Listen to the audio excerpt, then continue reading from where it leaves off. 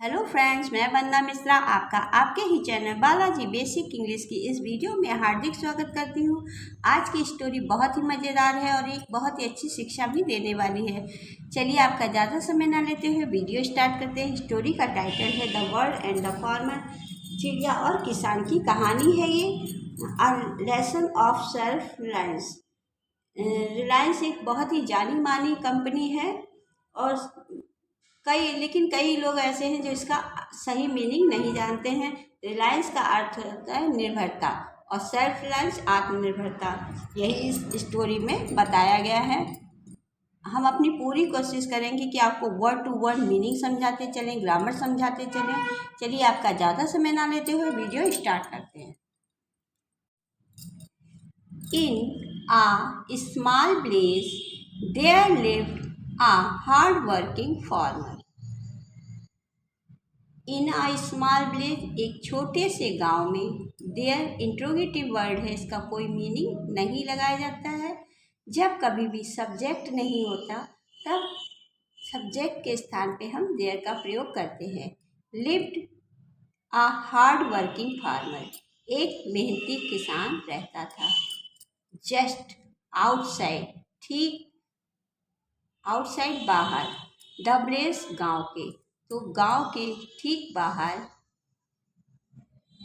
He owned a small field where he grew crops every year. तो ही owned, वह मालिक था। a small field, एक छोटे से खेत का। where he grew, वह उगाता था। crops, फसलों को। every year, प्रत्येक साल। one season, एक सत्र। After sowing the seeds, after sowing the seeds, बीज बोने के बाद। सीड्स बीज को कहते हैं। द फार्मर, किसान। Patiently waited for the crops to grow, किसान वेटेड माने इंतजार करने लगा। For the crops to grow, फसलों के बड़े होने का वह इंतजार करने लगा। A few days after the seeds were planted, past indefinite की सेकेंड फॉर्म का प्रयोग किया गया है। A few days, कुछ दिनों बाद। आफ्टर यानी बाद। द सीड्स, बीजों के। वर प्लांटेड, बोने के, तो बीज बोने के कुछ दिनों के बाद। अ लिटिल बर्ड, एक छोटी चिड़िया। केम, सेकेंड फॉर्म का प्रयोग किया गया। केम, आती है। फ्लाइंग, तो केम, फ्लाई भी वर्ब है और केम भी वर्ब है। तो जब वर्ब को नाउन बनाया जाता है तो उसमें आईएनजी लगा दिया जाता है, तो ये नाउन बन जाती है, क्योंकि दो वर्ब एक साथ नहीं आती। ओवर द फील्ड्स, खेत के ऊपर से, तो एक छोटी चिड़िया खेत के ऊपर से आती है। सीन, देखती है। द पीसफुल, शांति, पीसफुल यानी शांतिपूर्ण। सराउंडिंग, वातावरण, तो शांतिपूर्ण वातावरण देखकर। एंड और द टैल प्लांट्स, ऊंचे ऊंचे जो प्लांट्स वो थी, फसल थी। ग्रोइंग देयर, बड़ा हुआ देखकर, ऊंची ऊंची फसलों को बड़ा हुआ देखकर। द बर्ड डिसाइड, चिड़िया निश्चय करती है। दैट कि it would be a safe place to build her nest, वह निश्चय करती है कि एक अच्छा स्थान है अपने घोंसले को बनाने के लिए। सी केयरफुली, बहुत ही सावधानी पूर्वक। गैदर्ड, इकट्ठा करती है। स्मॉल ट्विंग्स, छोटी छोटी टहनियों को। ड्राई ग्रास, सूखी घास। एंड लीव्स, तो लीफ, एफ हटाकर BES जब लगा दिया जाता है तो ये प्लूरल बन जाता है। And built a cosy nest, cosy nest बने आरामदायक घोंसला। अमंग, जब दो से अधिक वस्तुओं की बात होती है तो वहाँ पे अमंग का प्रयोग किया जाता है, और जब दो वस्तुओं की बात होती है वहाँ पे बिटवीन का प्रयोग किया जाता है। द क्रॉप्स, खेतों के। तो वह एक बहुत ही आरामदायक घोंसला खेतों के बीच में बनाकर तैयार करती है। After some times the bird laid a few eggs in the nest। तो आफ्टर सम टाइम्स कुछ समय बाद द बर्ड चिड़िया laid a few eggs कुछ अंडों को देती है इन द नेस्ट घोंसले में। सून द एग्स हैक्स्ट यानी टूट जाते हैं। At two tiny chicks were born और जब वे अंडे टूटते हैं तो उसमें 2 छोटे छोटे बच्चों का जन्म होता है। द बेबी बर्ड्स चिड़िया के बच्चे वर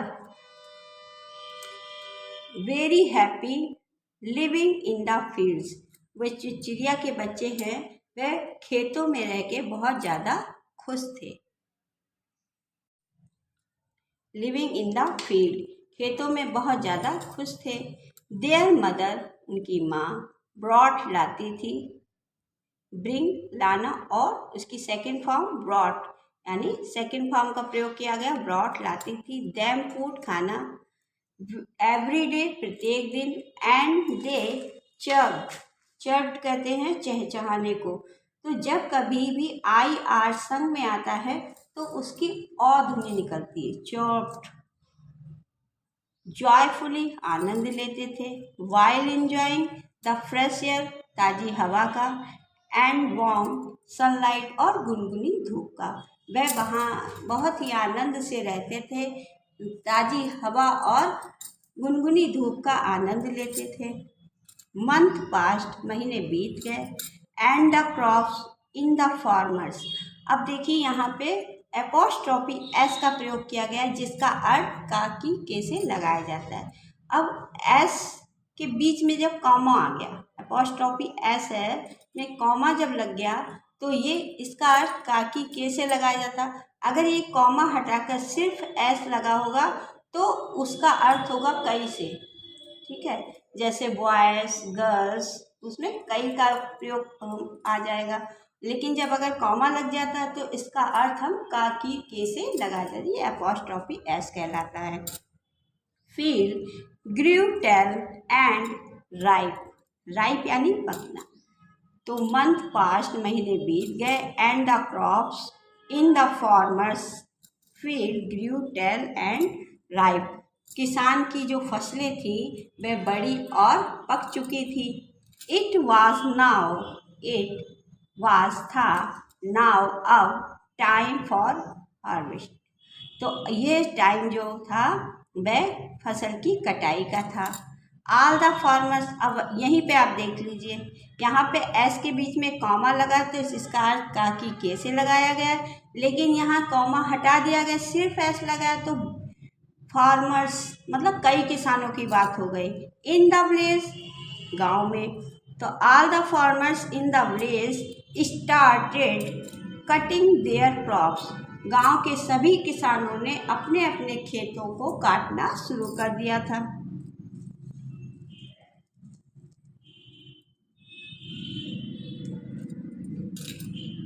वंस इवनिंग एक शाम द फार्मर केम। यहाँ भी सेकेंड फॉर्म का प्रयोग किया गया है। टू हीज फील्ड अपने खेत में आता है। एंड लुक्ड और देखता है। At the fully grown crops मतलब ऊंची ऊंची फसलों को देखता है। ही सेड टू हिमसेल्फ और खुद से ही कहता है टुमारो कल आई विल आस्क यानी पूछना भी होता है। आस्क यानी कहना भी होता है। तो आई विल आस्क मैं कल कहूँगा। विल यानी फ्यूचर की बात कही गई है कि मैं कहूँगा माई नेबर्स अपने पड़ोसियों से टू कम मेरे साथ आए। एंड हेल्प मी मेरी मदद करें। कट टू क्रॉप्स खेतों को काटने के में।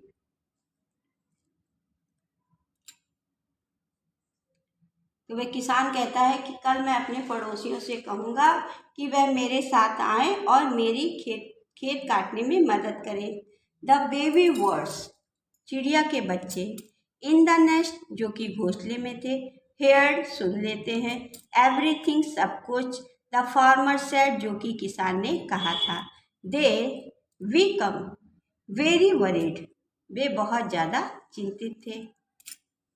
वैन जब देयर मदर उनकी माँ रिटर्न सेकेंड फॉर्म का प्रयोग किया गया, रिटर्न लौटती है, विद फूड खाने के साथ, जब उनकी माँ खाने के साथ लौटती हैं, दे क्विकली यानी तुरंत, टोल्ड हर उसको बताते हैं, मदर माँ today may be our last day here, माँ टुडे आज, मे बी शायद, आवर लास्ट डे अंतिम दिन होगा, हेयर यहाँ पर, शायद हमारा यहाँ पर आज अंतिम दिन होगा।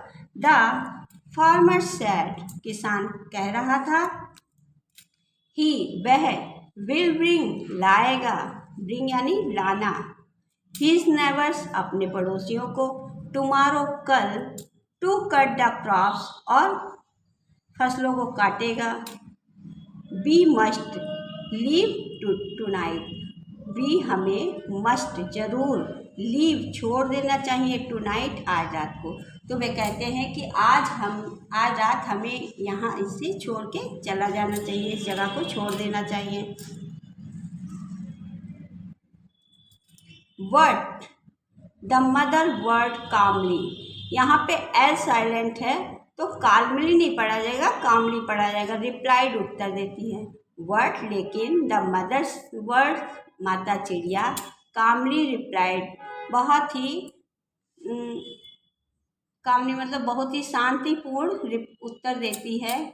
डू नॉट वरी चिंता मत करो, माई चिल्ड्रन मेरे बच्चों चिंता मत करो, I do not think the crops will be cut tomorrow, I do मुझको लगता है, not I do not think मुझको नहीं लगता the crops will be cut tomorrow की कल फसल काटी जाएगी। द नेक्स्ट डे अगले दिन, just as the mother bird had, अगले दिन just as the mother bird जैसा कि उनकी माँ चिड़िया ने कहा था, had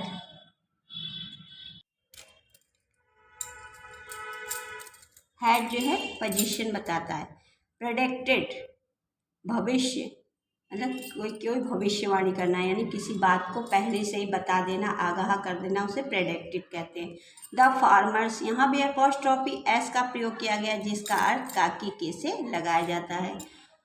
farmers नेवर्स did not come, किसान के पड़ोसी नहीं आए। द क्रॉप्स रिमाइंड अनटच्ड, और जो खेत था वह अनछुआ रहा, मतलब जब कोई आया ही नहीं तो खेत काटता कौन। इन द इवनिंग, शाम को, इन द इवनिंग उसी शाम, the farmer return and said किसान वापस आता है और कहता है, सींस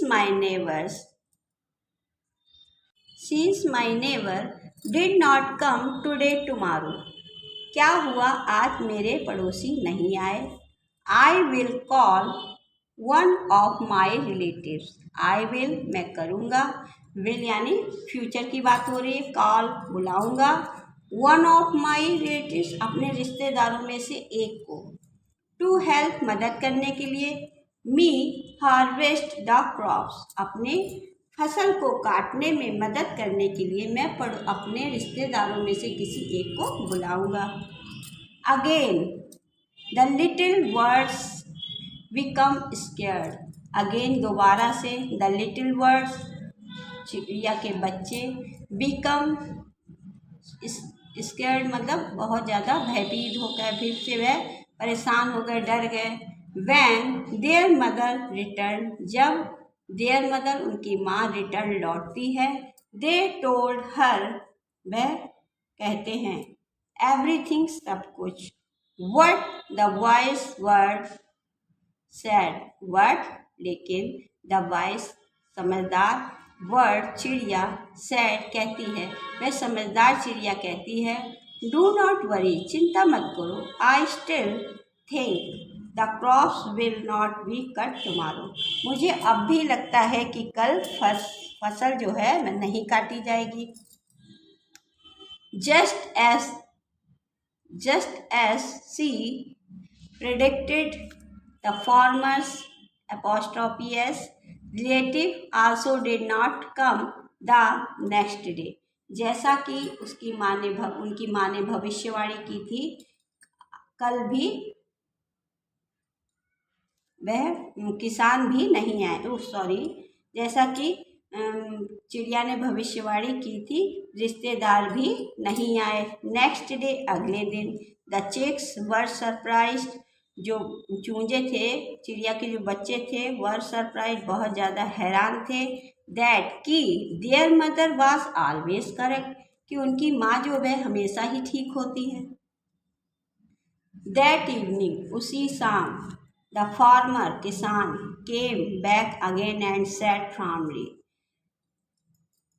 किसान केम आता है, बैक अगेन और कहता है, एंड सेड और कहता है फॉर्मली। देखो यहाँ भी आई आर का प्रयोग किया था, अ की आवाज की, फॉर्मली, इनफ, बहुत हुआ, for waiting, sorry, of waiting for others, अब बहुत हुआ दूसरों का इंतजार। टुमारो, कल, आई विल कम, मैं आऊँगा, my self and start cutting the crops, और मैं खुद ही, माई सेल्फ यानी खुद ही काटू, स्टार्ट शुरू करूँगा, कटिंग द क्रॉप्स, खेतों को काटना।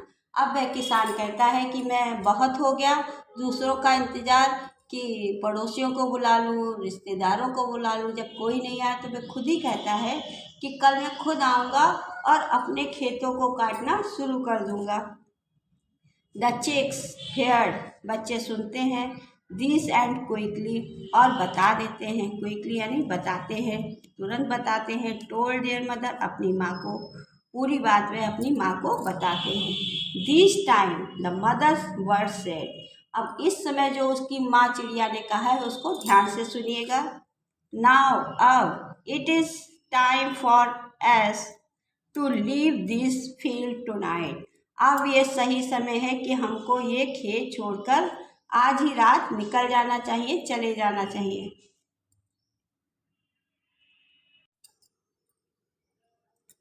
द चिक्स, चूजे, वर सरप्राइज्ड, हैरान थे, एंड आस्क्ड, और पूछते हैं, मदर, माँ, why are we leaving now, why are we leaving, ये प्रेजेंट इंडेफिनिट का अफर्मेटिव सेंटेंस है। वाई, WH फैमिली का वाई, सब्जेक्ट से पहले हेल्पिंग वर्ब का प्रयोग किया गया है। तो बच्चे पूछते हैं कि अब हमको क्यों जगह को छोड़ के जाना है। नाउ, अब, व्हेन वी स्टेड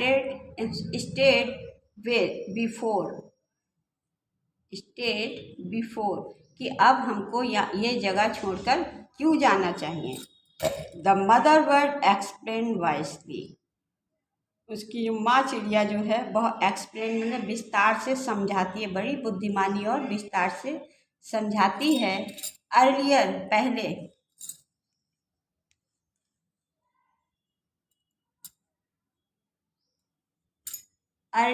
पहले, the farmer depend on others to do his work, पहले जो किसान था वह दूसरों के ऊपर आश्रित था। टू डू हिज वर्क, अपने कार्य को करवाने के लिए।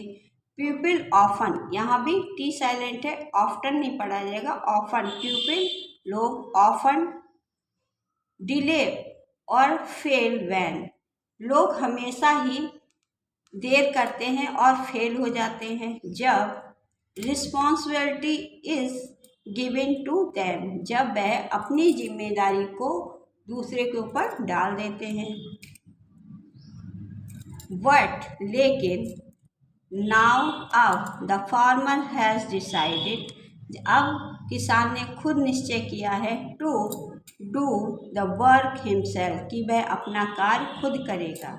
When a person takes responsibility for his own work. जब कभी कोई व्यक्ति अपने कार्य की जिम्मेदारी खुद लेता है, इट श्योरली गेट्स डन, पक्का है कि वह पूरा होगा। That very night that very night the bird and chicks flew away to another safe place। उसी रात द बर्ड चिड़िया एंड द चिक्स और उसके छोटे छोटे जो चूजे बच्चे थे, फ्यू अवे उड़ गए, टू अनदर सेफ प्लेस एक सुरक्षित स्थान पर।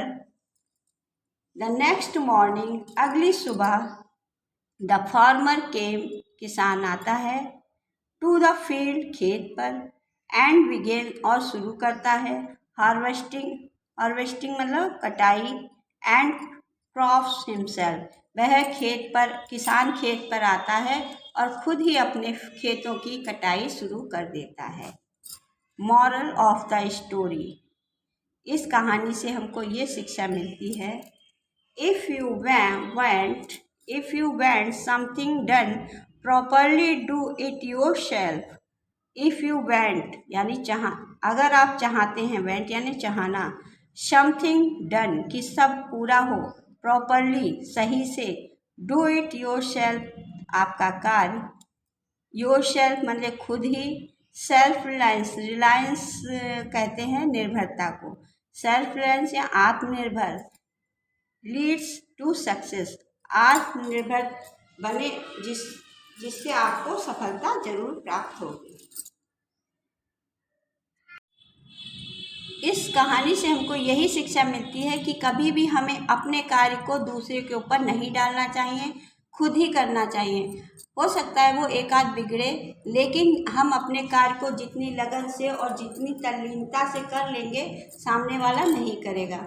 उसको अच्छा भी आएगा तब भी वो उतना मन लगाकर नहीं करेगा। लेकिन हमारा काम जो हमें नहीं भी आता है, लेकिन उसे कोशिश करेंगे उसे करने की, अच्छा करने की कोशिश करेंगे, और एक समय ऐसा आएगा वह कार्य बहुत अच्छे से पूर्ण होगा और हमें भविष्य में उस कार्य की जानकारी भी मिल जाएगी कि वो कार्य कैसे करना चाहिए। और सेल्फ डिपेंड व्यक्ति कभी भी परेशान नहीं रहता है, इसलिए हमेशा ही सेल्फ डिपेंड बनिए, किसी के ऊपर निर्भर ना रहिए। यही हमें इस स्टोरी से शिक्षा मिलती है। अगर आपको स्टोरी पसंद आई तो कमेंट करके ज़रूर से बताइएगा। हमारे पढ़ाने का तरीका आपको पसंद आया तो भी बताइएगा। चलिए फिर मिलते हैं अगली वीडियो में। Thanks for watching. अगर हमारे चैनल को सब्सक्राइब नहीं किया तो चैनल को सब्सक्राइब जरूर से कीजिएगा।